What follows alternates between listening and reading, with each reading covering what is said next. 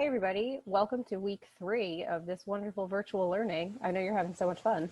Just kidding, I'm not. Okay, so you guys had to read The Corner Store by Eudora Welty, and I know it was super boring, and I'm sorry. There is a point to it, I promise. So let's just get there. Let's do it real fast. Okay, so Corner Store. Okay, so here it is. So essentially, quick summary is that this woman, Eudora Welty, is describing this store from memory, okay, and extreme detail. I mean, extreme detail. So again, I know it was very boring. He didn't hurry you off. Standing scale was by the way. She literally describes it so that you can see it in your head. If you've never been there, you have now been there. You were transported there by what she wrote because it was that detailed. Okay, so you have an assignment coming up that's due this Friday by midnight on Blackboard on your descriptive essay. Okay, so think of how descriptive she is, and that's what I want you guys to do. Let's pull up the descriptive essay real fast. Okay, again, like I said, it's not a complicated read. It's just a very dry, very boring read, and I do understand that, but I want you to see how much detail she does put into this. You know, she has that you're looking at an adult level, eye level, and then a child's eye level. So she goes more in detail than really necessary for that. Let's now pull up. There it is. Okay, descriptive essay. So it's exactly what it sounds like. It describes something. So it can be a person, a place, an event. The purpose of your assignment, I would like it to be a thing or a person. Okay, it's just easier, I think. So 3 qualities to the descriptive essay: clear and concise, you're using imagery, and you're using the 5 senses, okay? It needs to be very clear, okay? Don't tell me that it's blue, that something is blue. What shade of blue, okay? If you have to look at like Crayola's, oh my God, they have a big color chart and I can't think of what it is. But try to think of that. Okay, what does it look like? What does it smell like? What does the smell maybe remind you of? When do you smell that? Whatever it is. What does it hear? What does it sound like? So if it's a ball, for instance, okay, if you're squeezing this ball, what does it sound like when you're squeezing the ball? What does it sound like when you bounce the ball or throw it, okay? What else? What does it feel like? Is it bumpy? Is it smooth? Okay, how bumpy is it? Does it feel like I'm touching, you know, a snake? Or is it smooth like a newborn baby? Something like that, okay? The purpose of it is if you were to read it to somebody with their eyes closed, they would be able to know exactly what it feels like, that you're both seeing essentially the same thing or person, okay? What I like to say is, how do you describe color without using the word? So if I ask you to tell me about the color red, but don't tell me with the word, how do you describe red? How do you describe red to somebody that's never seen the color red? Okay, how do you describe the color blue? Or how do you differentiate between blue and cerulean blue? Okay, so those are, I want you to try to go into that detail, that depth of detail with this essay. Okay, so now, for example, so I have something in front of me. It's not the best. I usually have a ball, but I couldn't find it. So this particular item is 2 different shades of brown. Okay, it's like a caramel brown, like a Werther's caramel brown. And then I'm gonna say a milk chocolate brown. Okay, so 2 different browns, milk chocolate brown and Werther's caramel brown. It also has a yellow that reminds me of yellow cake batter when I'm mixing it. There's some silver. We all know silver. There is a red and white candy cane striped string to pull it. It has wheels. It has 4 legs, 4 feet, obviously, a tail, and it's got big eyes, like it's looking at me like I have a snack.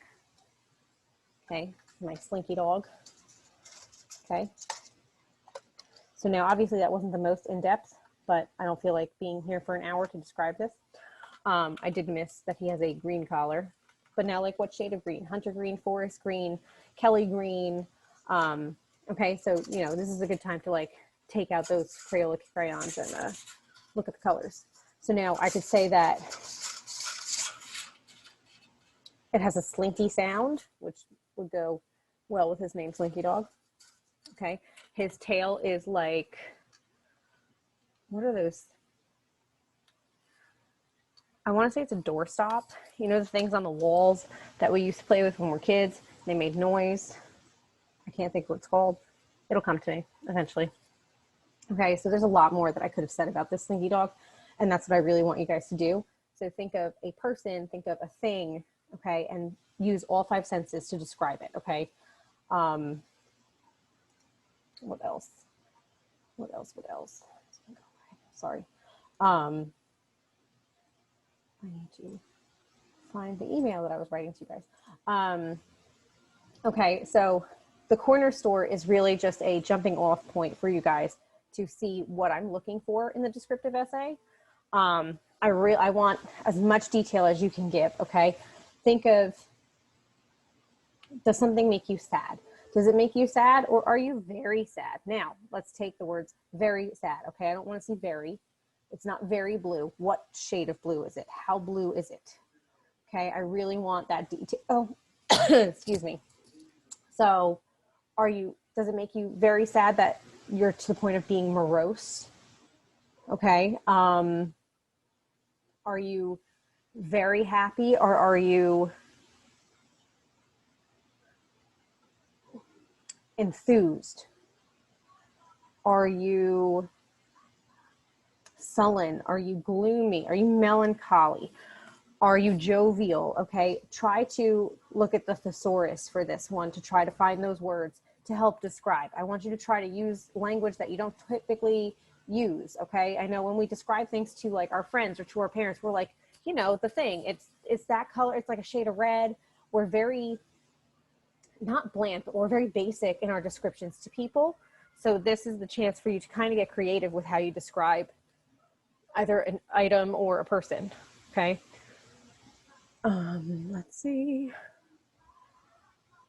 Okay. However, the biggest thing with this particular assignment is I do not want you to tell me what it is. I want it to be the very last line of your essay, lack of better terms. Okay, so start off and say this thing or this person means a lot to me, or it's whatever it is, okay? But at the very end, then you can say, it's this. People have described microwaves, refrigerators, because they're very important to them, which I guess they're important to me too.